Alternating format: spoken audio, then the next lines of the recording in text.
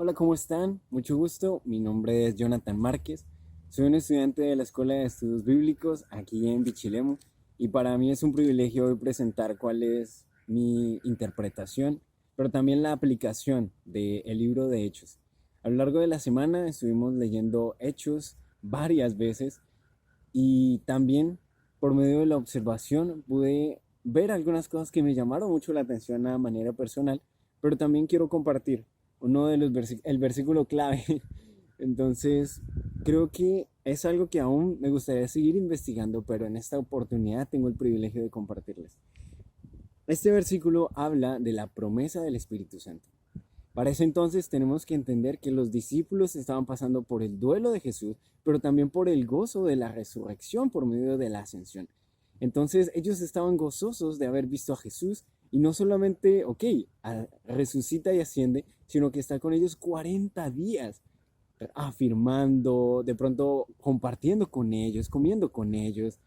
Y es algo tan sorprendente para sus vidas porque es algo tan diferente, ¿no? Y ahora viene el hecho de estar sin Jesús. Jesús ya había anunciado su muerte muchas veces, pero también había anunciado que iba a estar con los apóstoles alguien que era necesario, el Espíritu Santo. Y les deja la promesa de que cuando Él ascienda va a venir sobre ellos el Espíritu Santo. Y entonces queda con esa incertidumbre del hecho de cuándo va a venir el Espíritu Santo. Entonces, según los registros por fechas, desde la ascensión de Jesús y la venida del Espíritu Santo, pasan aproximadamente 50 días. En estos 50 días, 40 pasan con Jesús, pero estos 10 permanecen unánimes orando, permanecen unánimes en la iglesia, permanecen unánimes perseverando en las palabras que Jesús les había dicho. Entonces es impresionante ver la unidad que tiene la iglesia para entonces. Y el versículo clave es el que podemos encontrar en Hechos 1:8. Y dice así: pero recibiréis poder cuando haya venido sobre vosotros el Espíritu Santo, y me seréis testigos en Judea, en Jerusalén, en toda Judea, en Samaria y hasta lo último de la tierra. Y a lo largo de este libro podemos ver la historia de los discípulos, podemos ver cómo la iglesia se empieza a establecer en lugares donde la idolatría o el culto a otros dioses era algo preeminente para la cultura. Pero el evangelio empieza a llegar, empieza a impactar la vida de personas del común, pero también personas y autoridades del gobierno romano.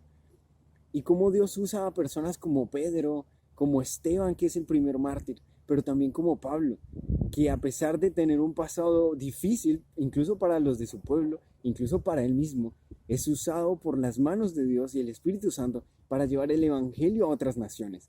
Y creo que eso es tan impactante de ver a un Pablo diferente, dejar de ver a un Pablo legalista en el hecho de solo la ley, sino él también haber recibido la gracia de Dios y él la comparte. Vemos que la comparte a gentiles, vemos que incluso la comparte a mujeres que para la época no eran conocidas ni relevantes. Entonces, ver este modelo y esta transformación que ocurrió a partir del Evangelio y de personas que escucharon al Espíritu Santo, nos deja la pregunta de cómo nosotros ahora estamos viviendo ese Espíritu Santo. ¿Realmente eso sí nos mueve a hablar de Dios? ¿Realmente eso sí nos está motivando? Y poder entender que esta palabra era cierta promesa del Espíritu Santo. Y vemos a lo largo del libro que se cumple. ¿Cuántas promesas Dios nos ha dado y aún estamos anhelando? Pero de pronto tenemos un ánimo de desfallecer en el proceso. Entonces, poder ver que esta palabra se cumplió. En Jerusalén se evangelizó. En Judea también. En los lugares aledaños. En Antioquía, que fue donde salieron para las misiones. En Samaria, donde ningún judío llegaba, el evangelio también llegó. Les animo a que puedan seguirse preguntando acerca de este libro de Hechos, que Dios nos puede revelar también, pero también dejar algo práctico, de cómo yo hoy voy a reflejar al Espíritu Santo, sea mi forma de hablar con una persona si soy muy hostil, o sea, la manera en que debo pedir perdón y reconocer delante de Dios, pero también delante de las personas. Entonces nos queda un modelo de unidad, pero también de humildad para seguir creciendo en amor conforme a Jesús. Gracias.